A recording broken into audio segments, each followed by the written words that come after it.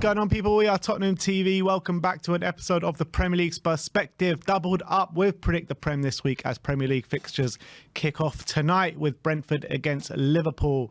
We do have scores from the last Predict the Prem, which is 147 to 142. And the way the scoring works, it's 5 points for a completely correct scoreline, 1 point for a correct result, and the star man as well. Once you pick the man, you can't pick them again, and it's 5 points for a goal, 3 points for an assist. And let's get straight into it with Brentford against West Ham at the London Stadium. Finished 2-0 to Brentford on the day. I went 2-1 to Brentford. Sim went 1-1, so I get a point for this one. And look, West Ham are in trouble. There's no two ways about it. They can't seem to buy a win at the moment, and it was a deserved victory for Brentford at the London Stadium. 5 losses on the trot for West Ham. Absolutely diabolical. And Moyes is under serious pressure right now. I think he can't surely survive a few more losses, considering their squad shouldn't be anywhere near a relegation battle. Let's be honest. They've got a good team. And when you compared to even last season, they've improved on it and they've got some good buys. So they're playing awful football. They're really struggling week in, week out right now, below Everton, and we've been speaking so much about Everton's struggles, and they've got less points than Everton now. It's mad, that. That's crazy. So the 2-0 loss, obviously Brentford, fair play to them, now in the top 10, and they're going really well at the moment, so fair play to Brentford. Can't take anything away from them, and they've showed that it wasn't just Eriksen last season that kept them in the league, and they're doing a really good job. But West Ham have got big questions to answer right now. Yeah, they definitely do. So that's a point to me, 0 to Sim. Let's move over to Liverpool against Leicester, which finished 2-1 to Liverpool on the night. Sim went 3-0, I went 2-0, so we both get a point for this one. And Liverpool didn't have it all their own way in this game. 2 shocking own goals from Fayez to put Liverpool in the lead and to give them the 3 points. But, you know, Leicester gave as good as they got pretty much for the entirety of this game, but it was the own goals that undid them. Yeah, unfortunately, I wasn't able to see much of it, but I saw obviously Leicester took the lead, Dewsbury Hall early doors, and they seem to be playing well throughout the early exchanges, and even without James Maddison, they seem to be threatening Liverpool, but those 2 own goals really turned the tide, and both really inexplicable own goals. You've got to say, it's not like one of those where, you know, it's across the face of goal and it's just an outstretched leg and it goes in. It's like these are 2 utterly avoidable own goals, both of them completely. The first one's a complete freak. He just takes a swipe at it, it loops over Ward's head. Second one is just atrocious. Yeah. He has time to get that ball away. Like he isn't even that close to the post where it bounces off the post and gets back to him. That's just another atrocious own goal. Absolutely terrible from the Leicester defender, who by and large has been all right this season for them, to be fair. So a bit harsh on him, but again, Darwin Núñez having lots of chances and having lots of misses. But the 2 own goals doing it for Liverpool in the end, so a bit of luck. But they probably feel like they deserved it with the chances they created. It's a funny one with Darwin Núñez, because I think he's a really good player, and he's always creating opportunities for himself, getting in the right places at the right time, making good runs, being aggressive and pressing really well.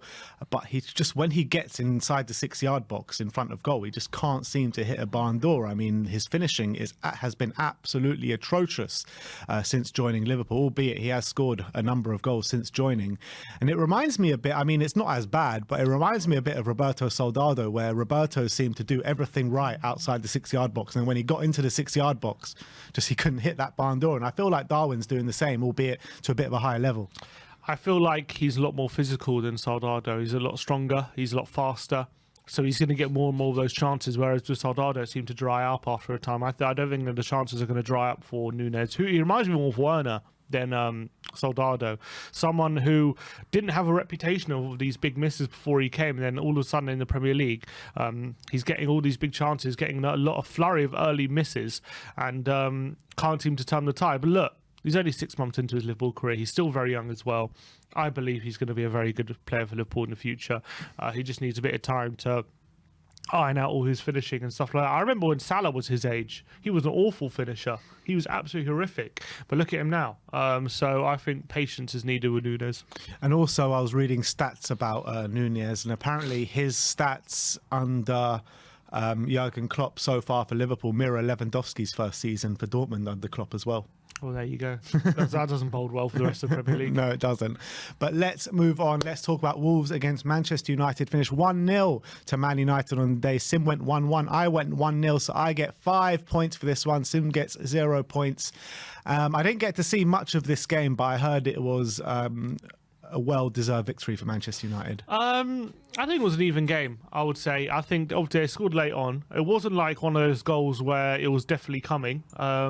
Rashford bundled his way into the penalty area and obviously got the winner. He didn't start the game due to some internal disciplinary issues, which is interesting. You don't associate that with Rashford, but apparently he overslept. Yeah, exactly. He overslept a team meeting, which is interesting.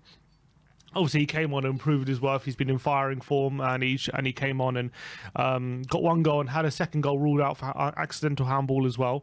But Wolves definitely gave it a good go. David De Gea had to be at his best to deny them on a few occasions, and there was a few late challenges as well from Wan-Bissaka late on, which obviously got Man United the win. So I think Wolves gave a good account of themselves. They'll feel themselves unlucky not to get the draw, but from a Man United point of view, solid professional away win where you just about got over the line.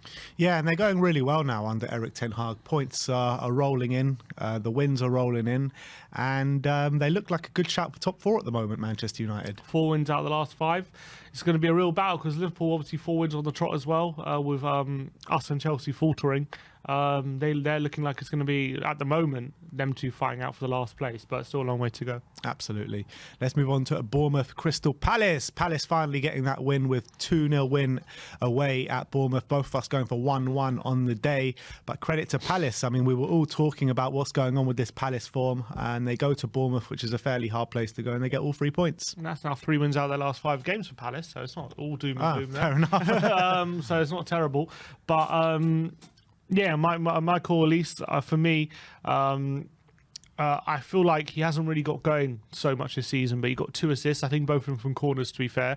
And it was just, they got 2 early goals in the first half, and they just saw out a professional victory. I think from Bournemouth's point of view, again, currently 15th, but I think, make no bones about it, they're in a big relegation battle right now, and every point is precious for them.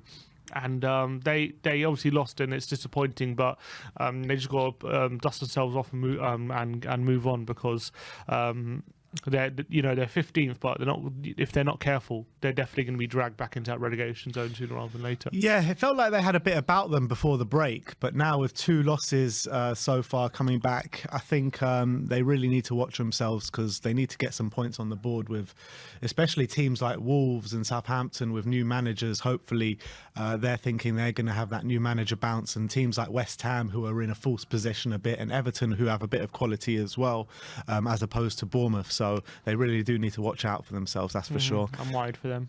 Let's move on to Fulham against Southampton. 2-1 to Fulham on the day. Sim went 2-1, so he gets a big fat 5-pointer for this one. I went for 2-0, so I just get 1 point for this one. And it was close to being 3-1 with Mitrovic missing the penalty in the last minute of the game. But Fulham going really well at the moment. I think that's 3 wins on the bounce now for Fulham. And for a newly promoted side to be where they are in the league, I think you've got to give all the credit to the manager at the moment. Yeah, they've won their last 2. They're 7th. They're 7th at the moment. Only 3 points behind Liverpool, 5 points behind Spurs in 5th. So, yeah, you got to say that the early season form, where maybe you're thinking, are they going to be able to keep it up? And they really have. They've done really, really well to be in the position they are after 17 games, considering this, apparently they have more points now than they did in the whole of the last season they were in the Premier League. Yeah, wow. So goes to show the improvement they made under Marco Silva. And at home against Southampton, obviously Southampton really, really struggling now. 5 defeats on the bounce, rooted to the bottom of the league, 12 points out of 17 games. Still only 2 points off 17, so 1 win could take them out the relegation zone, theoretically, but they're really struggling right now for form and points. Fulham, though, they just keep plugging away with wins on the board, and obviously Ward-Prowse got a lone goal and then scored a goal with another free kick, but the late Paulinho, really good goal that was, and he's been a great signing for them. Paulinho, Mm. a midfielder. He's turned out to be Fulham. Great bit of scouting there, and their home form's really, really strong. It really is. It really is. And yeah, credit to Marco Silva and all the Fulham staff, because they are really having a great season so far. But let's move on to Manchester City against Everton, which finished 1-1 at the City of Manchester Stadium. Both of us going for 4-0 to Man City, and it was anything but. Credit to Everton for plugging away and getting that equaliser and holding out. But Man City, man, as much for all the talent that they do have, they went 1-0 up and you're thinking, all right, it's going to be a landslide victory now. But they just didn't kick on from there. Yeah, it almost felt like they thought they'd won the game as soon as they went 1-0 up. And I wouldn't say Everton ever really looked like scoring. And even the goal they scored was completely out of the blue. It was a complete Great worldie. goal. Yeah, worldie from Damari Gray, isn't it? What a goal. Top corner. After a run from the halfway line or something, wasn't it? So it was just a goal out of absolutely nothing. But credit to Everton. Once they did get that goal, they did such a good job defensively to make sure that they restricted Man City to really half chances and very little clear-cut opportunities after the goal. At 1-0, they also did a good job of just keeping Man City at bay, making sure it didn't very quickly become 2 and 3, even though Man City looked to get in the mood. But it seemed like they scored their goal, and then they had about another 10-minute period of like pressure, looking to get a second, and then after they couldn't get it, it's almost as if they were just playing it around the back, as if like we're going to win this game and we're just going to see our 1-0, and it didn't pan out like that. And all credit to Everton for getting the draw. I don't think they even played that well, Everton, in the sense that they never really looked like scoring before they got that goal out of nothing. And I think you play that game out 9 times out of 10, they still lose. But credit to them for defending really well at 1-1, and maybe they'll give them confidence going forward. But I don't think that performance for me changes too much for Everton, even though they got a point. Yeah, you got to be happy with the point away at City of Manchester Stadium, however it comes. But Man City, they really need to do better than what they did on the weekend, because it's not good enough to draw at home 1-1 with Everton, especially when you're so far behind the title at this stage of the season as well. So, yeah, Erling Haaland, only 1 goal, so he's going through a bit of a drought, but it did finish 1-1. Let's move on to Newcastle against Leeds, 0-0. Newcastle dropping points as well. Both of us going for 2-0 to Newcastle, and Newcastle just couldn't find a way through that Leeds defence. Yeah, it was pretty much one-way traffic from what I saw. I was watching the game, and it pretty much was all Newcastle. They had a number of chances, and Meslier was in great form, and Leeds as well were really battling, getting lots of yellow cards, really putting in lots of challenges, and it was a bit of a battle, and Leeds had to kind of bring them down to their level to kind of slug it out with them. And you got to say they did all right. They also were a bit of a threat on the counter without really having too many clear-cut opportunities. From Leeds' point of view, they battled and were well worth the point. From Newcastle's point of view, created enough chances to win the game, and will feel a bit annoyed that they let them pass them by. But one player who was standing out again, Kieran Trippier. Another brilliant performance. How many man of the match displays has he had this season? He created so many chances. He did. All the chances pretty much were coming from him. Yeah. Was brilliant to see from a Newcastle point of view. They just couldn't put them away. And I don't think it's a performance where Newcastle would be like, it was a poor performance. I think they played well, but they'll be disappointed they just didn't convert their chances. You know, with Newcastle now, St. Maximan's back, Callum Wilson is back, Isaac is a few weeks away.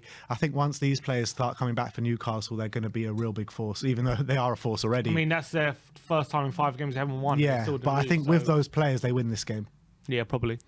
Moving on to Brighton against Arsenal, 4-2 to Arsenal at the Amex. I went for 2-1, so that's a point for me. Sim went for 1-1, 0 points for him, and another demolition job from Arsenal, to be honest. Brighton only seemed to get away through the game once. Arsenal pretty much had the game signed, sealed and delivered. Brighton did have a goal ruled out to make it 4-3 with about 5 minutes to go, which would have made it a grandstand finish, but it was ruled out for the slightest of offsides, and Arsenal win the game comfortably. Yeah, and Brighton were never really in the game too much, were they? When it was when the game was level, or when Arsenal were winning by 1 goal, it was all Arsenal, to be honest. And they seem to do this every game now. Not even every game. They seem to do it every half. They score right at the beginning of each half. They start fast. It gives them confidence going into the game, and it makes them so much harder to play against when they're already in the lead. And you have to commit more men forward and open up those spaces. And they've got the pace on the break to absolutely devastate you, which they showed with that 4th goal of Martinelli. Look, they're playing with supreme confidence now. There's no two ways about it. Every time they go forward, Odegaard is creating things out of nothing with his creative passing. Saka and Martinelli are brilliant one-on-one dribblers. And then right now they've got Nketiah, who's a poacher, who's gobbling up chances for fun right now.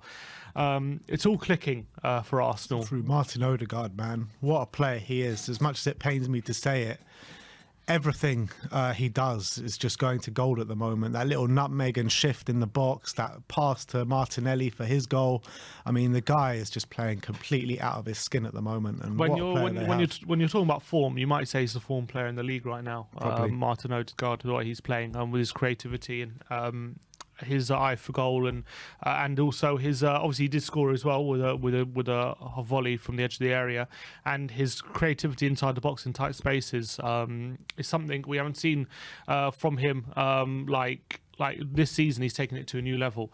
So fair play to Arsenal. They go 7 points clear. There was a bit of complacency, to be fair. Saliba was a poor goal to concede. With him and Ramsdale a bit of a mix up, and when it went 4-3.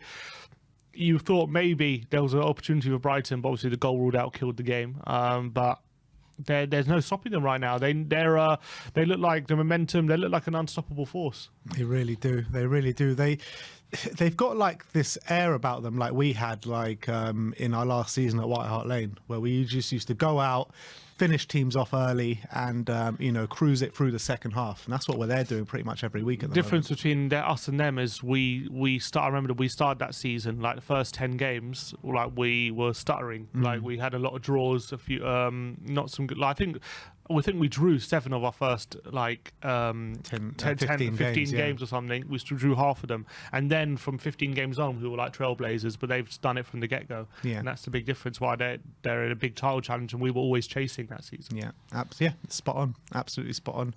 Let's move on to Tottenham against Aston Villa. 2-0 to Aston Villa on the day. I went 3-2 to Spurs, you went 3-1 to Spurs, and it was a very lackluster. You got the 2 right. Yeah, I did get the 2 right. Very lackluster display from Spurs, to be honest. I thought we were better in the first half than we were in the second half. And look, first half, I was fairly happy at halftime, thinking, we're the better team here. We're going to go on and push on second half and get all 3 points. But we got even worse in the second half and hardly created anything. Yeah, and I think the first goal, obviously you can't put all the blame on it in one performance, but I do think it's a bit of a killer when. I wouldn't say we're on top, but I think we're in control of the game at that point. Villa aren't really creating anything. We're kind of not creating anything either, but we're playing in their half at least, and we're kind of in control of the game. We had a shot saved off the line, didn't we? We had a shot saved off the line. We had a couple of openings. Villa were very rarely getting into our half at that point, so we had control, but bad mistake from Hugo, gives them the advantage. All of a sudden the game changes. They make a tactical sub as well at that point because they got something to hold on to. And from that point on, Villa, to be honest, carved us open a number of times in the last half an hour. And that was the most disappointing thing. We weren't able to effectively change the game back in our favour. And at 1-0, there was only one winner at that point. And it led to one of our worst performances of the season overall.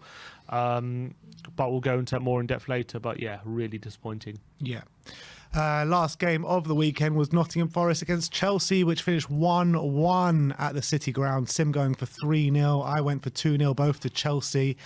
And Chelsea were poor. Let's be honest. Chelsea were poor. They took the lead in the first half. Second half, it was all Forest. Forest were pumping Chelsea. They really were. And they should have got the winner. Aurier levels it up. And Nottingham Forest will probably be disappointed that they didn't walk away with all 3 points from this game. Yeah, and it felt like a cup tie, didn't it, throughout the game? It had that kind of feel to it. Obviously, Chelsea taking an early lead, and you're thinking 1-0 up against Forest, they're going to go make it 2 and 3.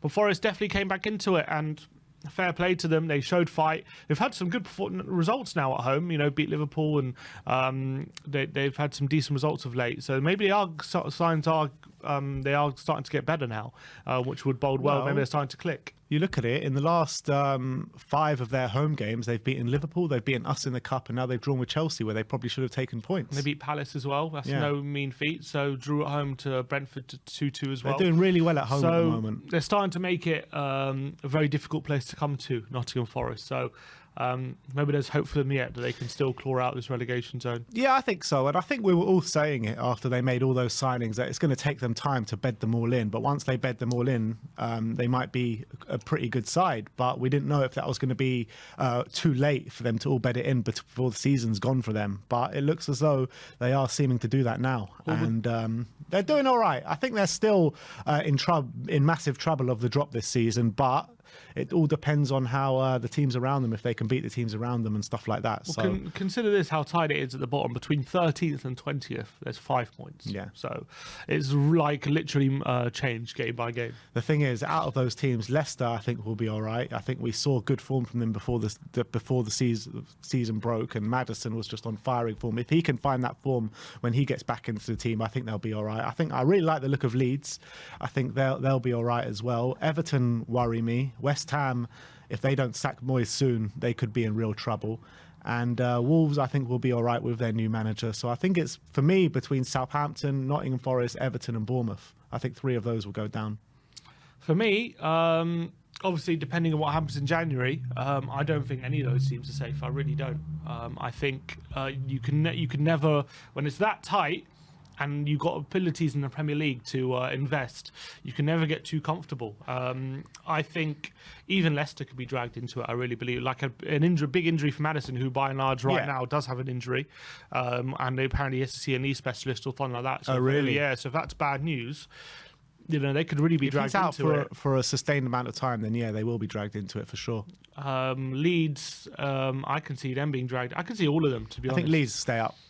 I really couldn't pick 2. If I was to pick 3, I'd pick, the obvious 3 is Southampton, Forest and Bournemouth. But I honestly could see any of them being dragged into it right now, because some smart investment around them. Any of those teams stand still, they could be dragged into it. It's true. It's very true. And the star men, Sim went for Mitrovic, who missed a penalty in the last minute, but that would have taken away from his 5-pointer, so it didn't make too much of a difference for him. Yes, technically I lost a point there. Yeah, you did, yeah. But still, it's not too much of a difference. And I went for Dejan Kulusevski, who pulled out last minute with an injury. And it was a weird one with Kulusevski, because we saw him walking into the stadium like normal, and then he was just not called in the lineup, which was really frustrating. Maybe it was, I don't know if he was in the warm-up or not. I don't know. I don't know. Called something in the warm-up. Hopefully he's all right. Obviously, we're going to find out tomorrow. Yeah, but they say he should be out for 1 game, which means he'll probably be out for 4 games. Yeah, probably. But this week ends on 153 to 151, so I cut the gap by a few points there. Let's move on to our predictions, and starting off with Brentford against Liverpool. Both of us going for 2-2 here at the Brentford Community Stadium. Brentford playing really well at the moment. Liverpool, they're playing all right, and they're keeping things going along with wins. But I think they're going to be in for a real test here at the Brentford Stadium, and I couldn't really split the sides. Yeah, Brentford unbeaten in 5, and I know Liverpool are doing really well, winning their last 4, but Brentford away is a very, very tough place to go. They drew 3-3, I remember, in a great game last season, early in the season. I think Ivan Toney is in great form. Oh, he might be injured though. Is he in? I think because he went off injured. Oh, did he? Against West Ham. If he's out for that game, that might change my prediction actually. But if he does play, they're super difficult to play at home. They're very good from set pieces, and I can see it being a high-scoring affair. So yeah, I went for 2-2. All right, I'm going to go... All right, I told you what I've gone already. Yeah. Let's move on to Arsenal-Newcastle. Sim's gone for 2-2 as well. I've gone for 2-0 to Arsenal. I think that Arsenal just have this air about them at the moment, and especially at home at the Emirates, I can't see them dropping points, albeit Newcastle also one of the form teams of the Premier League at the moment. But the way I look at these two teams, I just think Arsenal are a level above at the moment. If Arsenal beat Newcastle, then it's very difficult to see who's stopping them right now, because given the form of Newcastle come to the Tottenham Hotspur Stadium exactly. soon. That's who's going to stop them. Newcastle have lost 1 game all season away at Anfield. Even that game they shouldn't have lost. And it was a 98th minute winner for Liverpool. So they're like a very, very difficult team to beat. They're a solid, really solid side. And on top of that, Callum Wilson has just come back now from injury, and he's really going to be needed, because we know how Arsenal play. They push a high line up, they suffocate you. You need that out ball, and if it was Chris Wood up front, I think Newcastle will be suffocated. But if Wilson comes in, I see them having that threat on the breakaway, and Ante Maximan also potentially to bring on the bench. They don't concede many goals, Newcastle. But this Arsenal side are full of confidence right now, and are banging the goals, and They're flying forward, looking sharp. So I do see goals in this game. But I do think Newcastle as well, with the strikers coming back and Almiron in good form, will hopefully have enough to hurt Arsenal as well. So I've optimistically gone for a 2-2 draw. But if Arsenal do get a win, then I honestly could lose to City twice and still win the league. Yeah. It's That's sad state of affairs. It really is. But I just can't see Newcastle getting anything from this game. And you say, look, they've lost one game all season. If they don't lose to the game, like the likes of Arsenal away and Man City away, then who are they going to lose to? You know what I mean? So it works on both ways. So I think Arsenal do get the win here. And if it was at St James's Park, I'd probably agree with you and maybe even side a bit with a Newcastle win even. But at the Emirates, they're just way too strong. And I just can't see them not winning, unfortunately. Next up, Everton against Brighton. Both of us going for Brighton wins. I went for 2-1. Sim's gone for 2-0. And I feel like Everton will get a goal from somewhere, with Brighton leaving it quite open. And I think they'll go for it against an Everton side who are faltering at the moment. So I think there will be a goal in there for Everton, but I think Brighton will be too strong. Yeah, I know Everton scored against City, but I think it's a different kind of game in this one against Brighton. I think Everton come into this game knowing that they need to try and win this game. You know, they need to start getting 3 points at home against these kind of teams, and they can't afford to just play out for a draw like they did against City. So it will be a bit more open. I do think Brighton will exploit that. Their firepower right now, Calvert-Lewin's really badly out of form, not looking great, and the rest of their front line, I'm not a big massive fan of them. I think Anthony Gordon's still ill, so I don't know if he's going to play.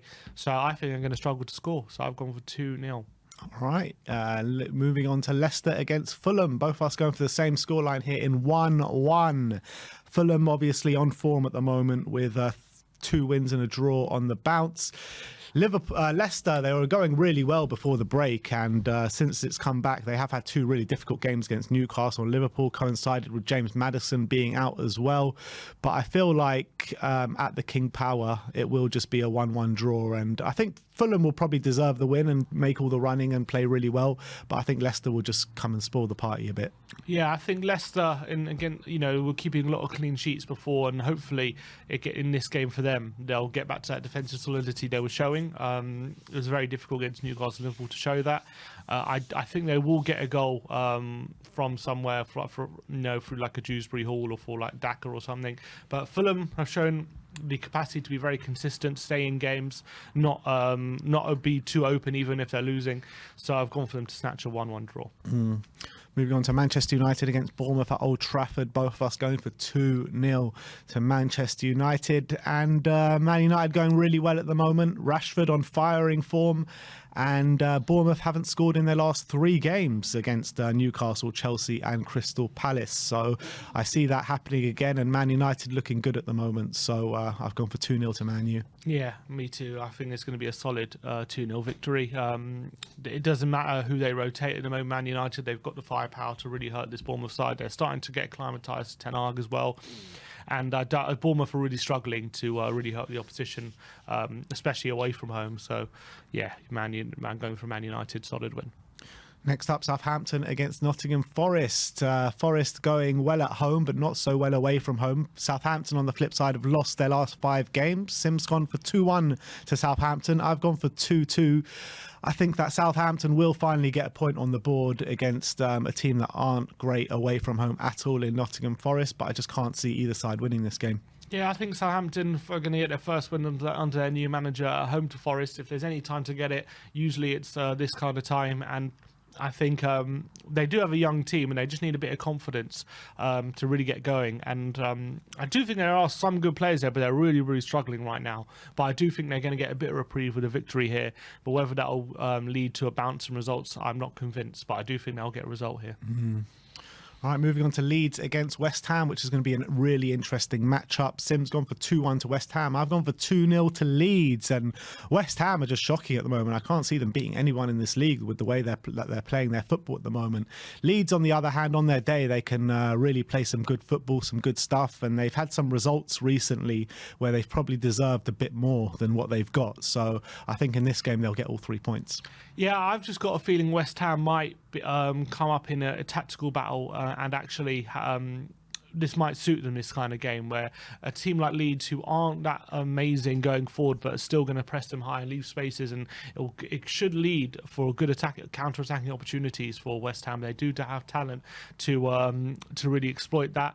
So I think this game could really suit West Ham, because I do think when they come up against teams like Brentford, who are very much have a good defensive organisation, they struggle.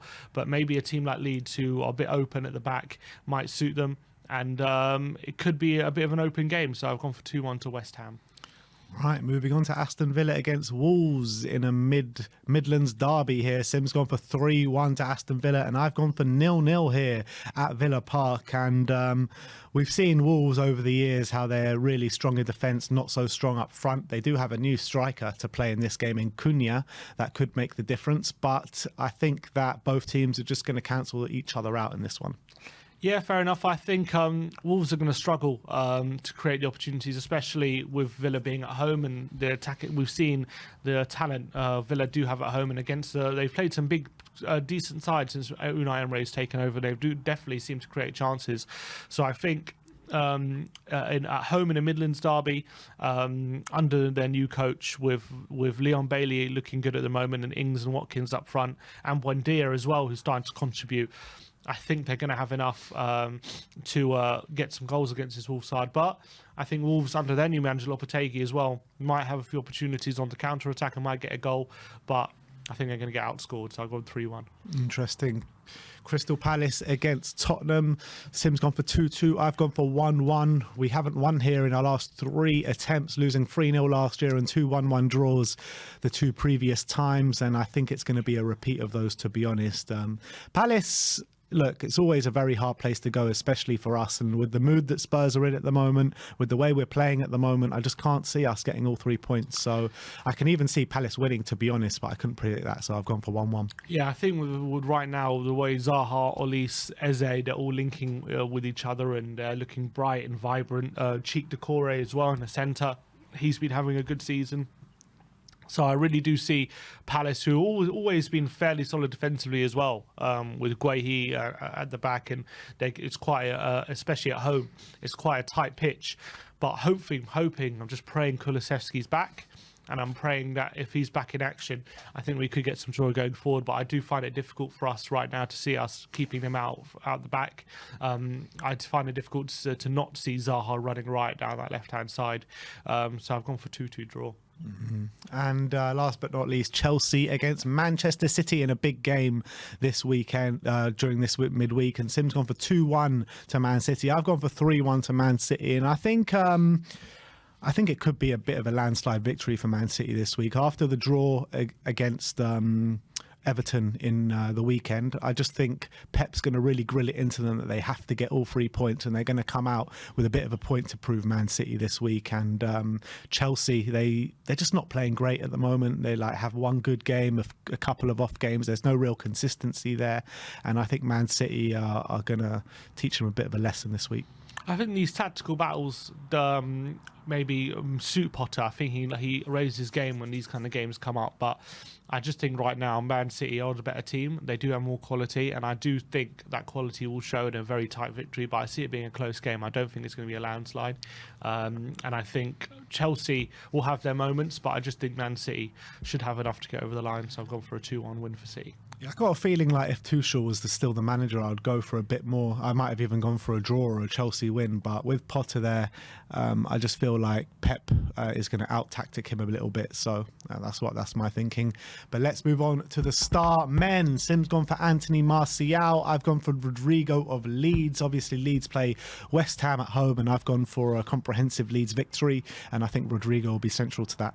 Yeah, and I think Martial at the moment playing up front for Man United. I don't think it's going to last forever, so I thought I'd get him in while I can, while he's starting up front. And I think against Bournemouth, he has a good chance of scoring. I think he's been in half-decent form, so I've put him in. All right, well, there you have it. That is our Spur-Spective and Predict the Prem. Let me know your predictions in the comment section below, and we'll see you all in a bit. Like, subscribe and comment, and as always, come on you Spurs.